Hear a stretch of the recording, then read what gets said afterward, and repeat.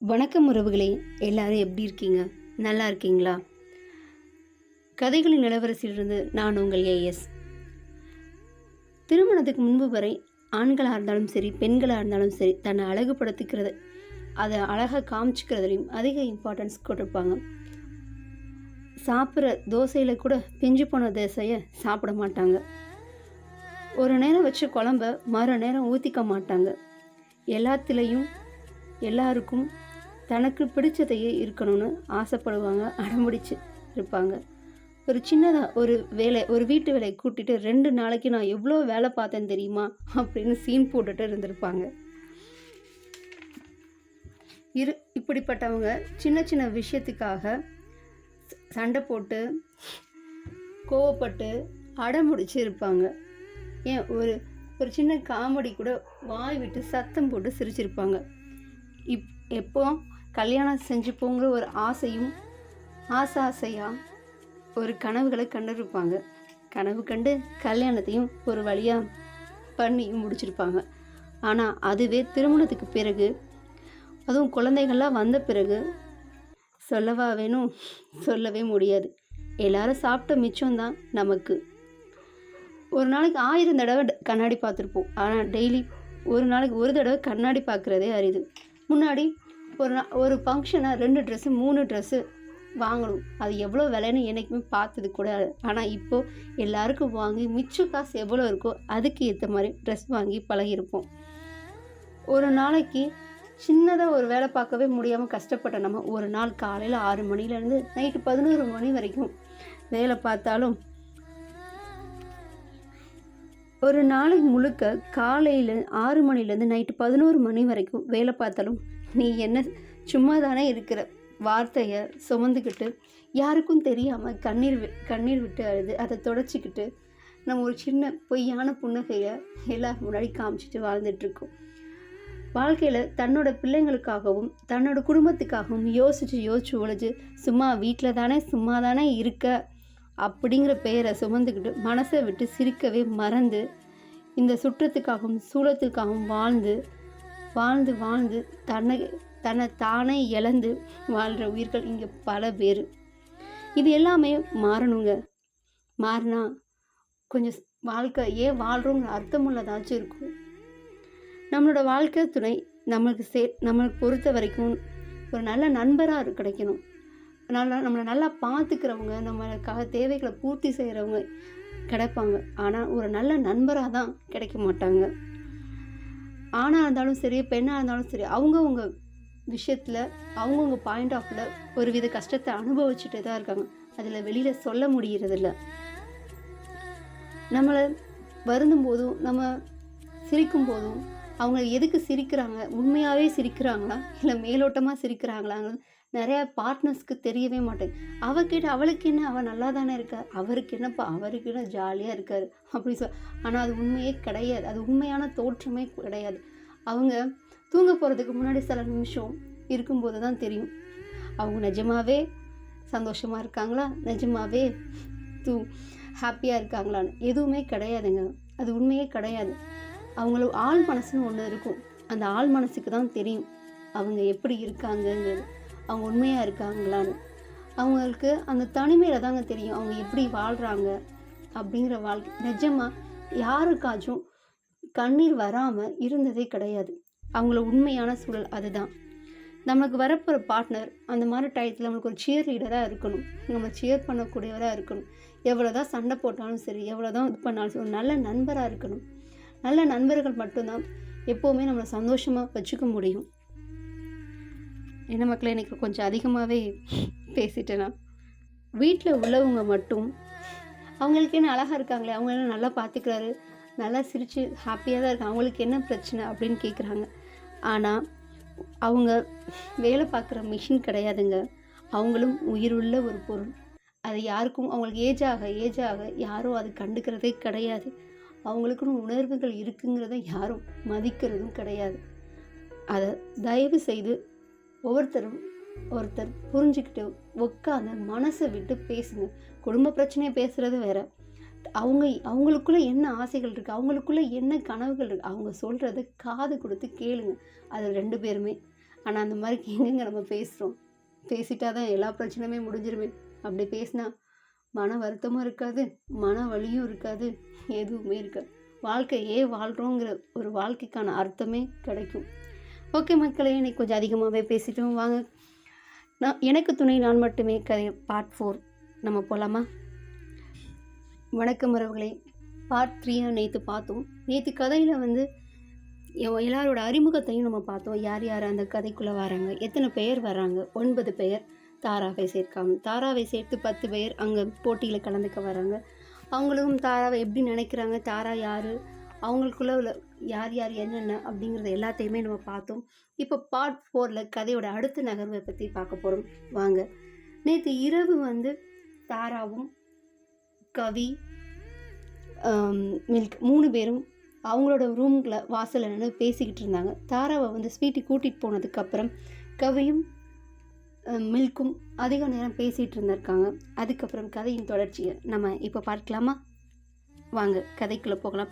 எனக்கு துணை நான் மட்டுமே பார்ட் 4. இரவு ரொம்ப நேரம் பேசிகிட்டு இருந்தாங்க. அதுக்கப்புறம் 2 பேரும் போய் தூங்கிட்டாங்க. காலையில் 8 மணியும் ஆயிடுச்சு. ஒவ்வொருத்தராக காஃபி குடிக்க வந்தாங்க. அப்புறம் எல்லாரும் ஒன்றா உட்காந்து பேசிகிட்டு இருந்தாங்க. ஆனால் தாரா மட்டும் கீழே இறங்கி வரவே இல்லை. மில்க் ஸ்வீட்டி கிட்ட கேட்டாங்க, ஸ்வீட்டி எங்கே தாராவை காணோம், எங்கே இன்னும் கீழே வரலையா? அதுக்கு ஸ்வீட்டி தூங்கிட்டு இருக்காங்க, கொஞ்சம் நேரத்தில் வந்துடுவாங்கன்னு சொன்னாங்க. தாரா கீழே இறங்கி வந்தாள். கடைசியாக வந்து மில்க் பக்கத்தில் உட்காந்தா. ஸ்வீட்டி அவளுக்கு சாப்பிட கொடுத்தா. இப்போ வந்து ஒவ்வொருத்தரும் அவங்கள பற்றி சொல்லணும், இதுவரை யாருக்கும் தெரியாத விஷயத்தை பற்றி சொல்லணும், அதுவும் மீடியா முன்னாடி சொல்லணும் அப்படின்னு சொன்னாங்க. அப்படியா, ஒவ்வொருத்தரும் என்ன சொல்கிறதுன்னு நீங்கள் யோசித்து வச்சுக்கிட்டாங்க. அப்படின்னு ஒரு கேமை ஸ்டார்ட்டும் பண்ணாங்க. அப்போ தான் முதல் முறையாக வயதில் மூத்தவங்க சுசி தான், அவங்க தான் பேசணும் அப்படின்னு முடிவு பண்ணாங்க. அதனால சுசி மேம் ஃபஸ்ட்டு வந்து ஸ்பீச் கொடுத்தாங்க. சுசி தன்னை பற்றி சொல்ல ஆரம்பித்தாங்க. சுசி அவங்க எழுத்தாளர், அவங்க ஒரு குழந்தை இருக்கணும், கணவர் ஒரு தொழில் அதிபரனும், இது வரைக்கும் அவங்க 32 கதைகளை எழுதி இருக்காங்கன்னு சொன்னாங்க. அவங்களுக்கு வயது 42. அவங்க சட்டுன்னு அதிகம் கோபம் வரும்னு சொன்னாங்க. ஆனால் பார்க்க அவங்க ரொம்ப அமைதியாக காமாக தெரிவாங்க. அவங்களுக்கு அதிகமாக மியூசிக் இருக்கிறது ரொம்ப பிடிக்கணும் அப்படின்னு சொன்னாங்க. அடுத்ததான் பார்ப்பை வந்தார். இவர் ஒரு நடிகர். அவருக்கு 33 வயது ஆகுதுன்னு, ஏன்னா அவர் இதுவரை 8 சீரீஸ் நடிச்சிருப்பதாக சொன்னார். அவர் எம்பிபிஎஸ் படித்ததாகவும் இந்த ஃபீல்டுக்கு அவர் ரொம்ப பிடிச்சதுனால வந்ததாகவும் சொன்னார். அவர் நடிக்க வந்ததுக்கு ஒரு மிகப்பெரிய காரணம் அவர் ரோல் மாடலாக நினச்ச ஒருத்தர் தான். அவரை பார்த்து அவரும் வியந்து சின்ன பிள்ளையிலிருந்து அவர் நடிகர் ஆகணும்னு ஆசைப்பட்டார். ஆனால் படிப்பை விட முடியாததுனால அவர் எம்பிபிஎஸ் ஆனதாகவும் தனியார் ஒரு பெரிய ஹாஸ்பிட்டல் வச்சு நடத்துகிறதாகவும் சொன்னார். அவர் ஆல்ரெடி டேட்டிங்கில் இருக்கதாகவும் சொன்னார். இந்த வருஷம் கடைசியில் அவருக்கு திருமணம் நடக்க போகிறதாகவும் அந்த பொண்ணும் ஒரு டாக்டர்னு இதில் பதிவு பண்ணார். எல்லாரும் பார்ப்பைக்கு வாழ்த்துக்கள் சொன்னாங்க. டேட் பண்ணுற பொண்ணோட பேரை எல்லாரும் கேட்டாங்க. அதை ஆனால் அவர் சொல்லவே மறுத்துட்டார். ஆனாலும் கண்டிப்பாக ஒரு நாள் தெரிய தானே போகுது. எல்லாரும் கிண்டலாக பேசினாங்க. அடுத்ததான் நம்ம நிக்கோல் வந்தார். நிக்கோல் நடிகர். இதுவரை 12 சீரீஸ் நடிச்சிருக்காரு. நிக்கோல், நான் இதுவரை 12 சீரீஸ் நடிச்சிருக்கேன். ஒரு பெரிய ப்ரொடக்ஷன் கம்பெனி வச்சுருக்கேன். அந்த கம்பெனி மூலம் இதுவரை 50 சீரீஸ் எடுத்திருக்கேன், 20 படங்களை எடுத்திருக்கேன். நான் இதுவரை யாரையும் டேட் பண்ணலை. எனக்கு அதுக்கான சரியான நபர் கிடைக்கலன்னு சொன்னாங்க. எல்லாரும் இதற்கு பொய் சொல்லாதீங்க. நாங்கள் உங்களை பற்றி நிறைய ரூமர்ஸ் கேள்விப்பட்டிருக்கோம், நிறைய வீடியோஸ் பார்த்துருக்கோம் அப்படின்னு சொன்னாங்க. நிஜமாகவே அது பொய். அந்த மாதிரி எதுவுமே கிடையாது. எனக்கு எந்த பொண்ணு கூடயும் டேட் பண்ணதும் கிடையாது, எந்த பொண்ணு மேலே எனக்கு இன்ட்ரெஸ்ட்டும் கிடையாது அப்படின்னு சொன்னேன். அது மட்டும் இல்லாமல் எனக்கு பொண்ணுங்களே பிடிக்காதது, பையனை தான் பிடிக்கணும். ஓப்பனாக எல்லாரும் முன்னாடியும் கேமராவை பார்த்து அவங்க சொன்னாங்க. இந்த விஷயத்தை கேட்டதும் எல்லாருக்கும் பயங்கர ஷாக். இந்த விஷயத்தை இவ்வளோ ஓப்பனாக சொன்னதுக்கு எல்லாரும் பாராட்டுகளும் சொன்னாங்க. காசிமியும் ரோஸும் 2 பேரும் ஷாக் ஆகி தன் கைகளை தட்டிக்கிட்டாங்க. என்னமோ தெரியலங்க, வெளிநாட்டில் நான் கே கப்புளுக்கு அவ்வளோ மரியாதை. Love is love. அங்கெல்லாம் நிறையா பேர் அது உண்மையான அன்பை மட்டும்தான் எதிர்பார்க்குறாங்க. உண்மையான அன்பு எங்கே கிடைக்கோ அங்கே அவங்க இதயத்தையும் அன்பையும் பரிமாறிக்கிறாங்கங்க. சரி வாங்க நம்ம அடுத்தது பார்ப்போம். ரோஸ். இவங்க இப்போ தான் வளர்ந்து வரும் எழுத்தாளர். சுமார் ஒரு 5 கதை மட்டும்தான் எழுதியிருக்காங்க. இவங்க ரொம்ப தூரம் பயணிக்க வேணும். எனக்கு 2 பிரேக்கப் ஆகிருக்கு. கரண்ட்டில் யாரையும் நான் டேட் பண்ணலை. இப்போதைக்கு கல்யாணத்தை பற்றின ஐடியாவும் இல்லை அப்படின்னு ஓப்பனாக சொன்னாங்க. அடுத்ததாக ஆஃப். நான் ஒரு நடிகர். இது வரைக்கும் 4 சீரீஸ் தான் நடிச்சிருக்கேன். இன்ஜினியரிங் நான் படிச்சுட்ருக்கேன். யார் கூடயும் டேட்டிங்கில் இல்லைங்கிற பதிவை அங்கே பதிவு பண்ணாங்க. காசிமி. நான் ஒரு நடிகை. எல்லாருக்குமே தெரியும். நான் அதிகமாக படிக்கலைங்கிறது எல்லாருக்குமே தெரியும். நான் சின்ன வயசுலேருந்து ஆக்டிங் போகணுன்னு தான் ஆசைப்பட்டேன். அதே மாதிரி நான் நிறைய உழைச்சேன், நிறைய ஹார்ட் ஒர்க் பண்ணேன், நிறைய கஷ்டங்களையும் அனுபவித்தேன். அதே மாதிரி நான் ஒரு நடிகையும் ஆகிவிட்டேன். இன்னும் நிறைய படம் நடிக்கணும், நிறைய மொழிகளில் நடிக்கணும், அதுவும் ஸ்கை கூட சேர்ந்து நடிக்கணும்னு ஒரு ஆசைன்னு தன் மனசில் உள்ளதை அங்கே வெளிப்படையாக சொன்னாங்க. அதுக்கு மில்க் கவிக்கிட்ட, உன் ஆசையில் மண்ணு விழுந்துருச்சு. காசுமிக்கு ஸ்கையை தான் பிடிக்குமா? பார்த்துக்கோ, இங்கே இருந்து போகிறதுக்குள்ளே அவங்க 2 பேரும் சேர போகிறாங்க. அச்சச்சோ, நீ என்ன பண்ண போகிறேன்னு கவியை வெறுப்பேற்ற, கவி என்னை வெறுப்பேற்றாமல் சும்மா ஈரடான்னு கடிச்சார் பல்ல கடிச்சிக்கிட்டு. அடுத்ததான் மில்கை பற்றி சொல்ல மில்கே வந்தார். நான் நடிகர். இதுவரை நான் 22 நாடகம் நடிச்சிருக்கேன். நான் ஏசிஎஸ் படிச்சிருக்கேன். நான் நிறைய கம்பெனியை லீகல் அட்வைசராக ஒர்க் பண்ணுறேன். நான் இந்த ஃபீல்டு வரணும்னு என் அம்மா நான் இந்த ஃபீல்டுக்கு வரணும் நான் ரொம்ப ஆசைப்பட்டேன். அதனால் என் அம்மா அவங்க சொல்கிற பொண்ணை தான் நான் மேரேஜ் பண்ணிக்கணும்னு சத்தியம் வாங்கிட்டு தான் என்னை இந்த ஃபீல்டில் விட்டாங்க. என்னால் ஒன்றும் பண்ண முடியாது. வேடிக்கை மட்டும்தான் பார்க்க முடியும். என்னால் யாரையும் டேட் பண்ண முடியாது, யாரையும் மீட் பண்ண முடியாது, யாரையும் சேட் பண்ண முடியாது.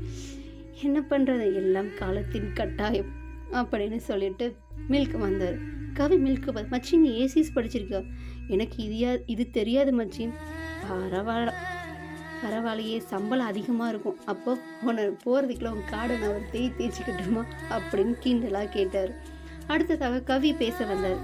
நான் ஒரு நடிகர். இதுவரைக்கும் 12 சீரீஸ் நடிச்சிருக்கேன். நான் எம்பிபிஎஸ் படிச்சிருக்கேன். அதுக்கு மேலே ஹையர் 2 வருஷம் யூஎஸ் போய் படிச்சிருக்கேன்.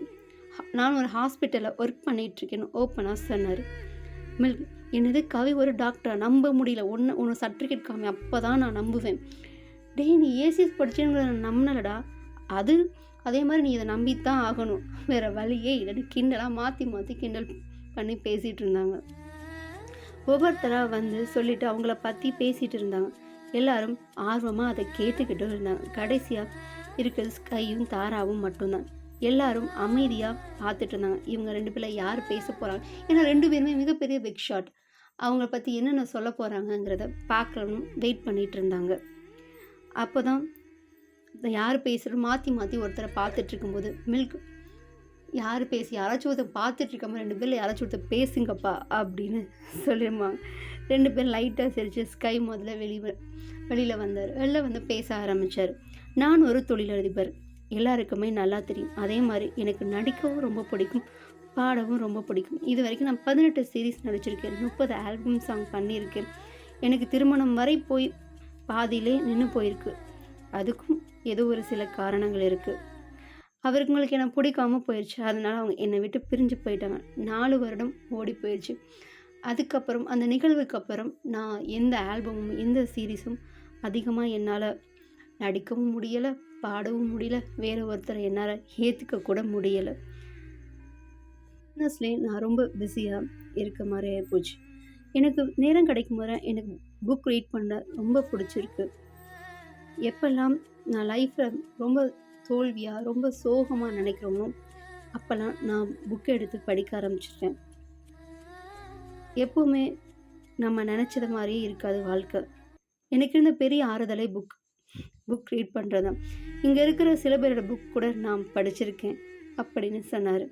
அடுத்தது காசுமி ஆசைப்பட்ட மாதிரி நெக்ஸ்ட் இயர் அவங்க கூட நான் ஒரு ப்ராஜெக்ட் பண்ணுறேன். அவங்க கூட சேர்ந்து நான் ஒரு படம் பண்ணுறேன்.